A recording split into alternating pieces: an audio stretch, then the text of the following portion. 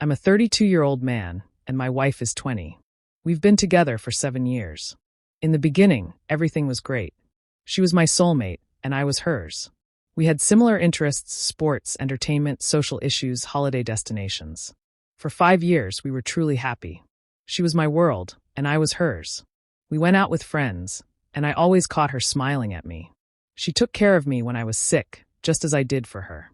She supported me, stood by me, and made me feel special.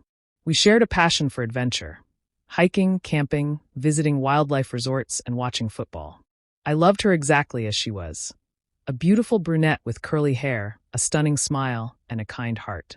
But things started to change when her new supervisor, Marge, 30, started at her workplace.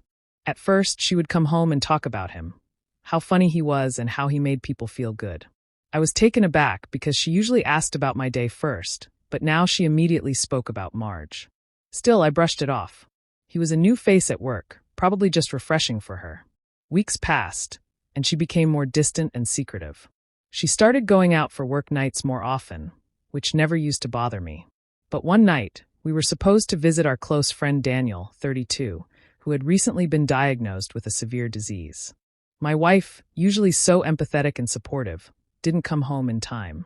I called and texted her multiple times, no answer. Worried, I decided to go to Daniel's alone. We talked, and I felt deep sympathy for him. When I got home later, my wife was still not back. No missed calls, no texts. I began to worry she might have been in an accident.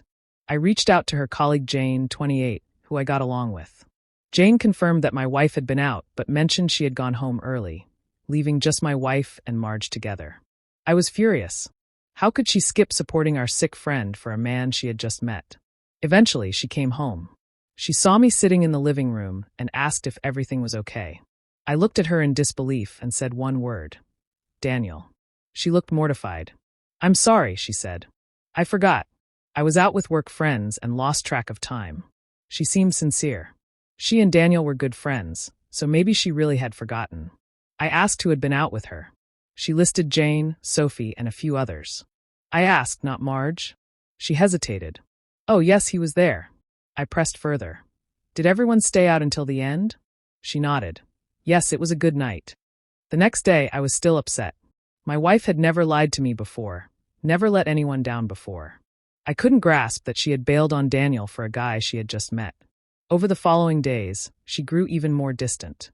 She came home later and stopped being affectionate. She was always on her phone. I asked her, "Who are you always texting?" "Just a friend from work," she said. "Is it Marge?" I asked. "No," she replied, then suddenly got defensive.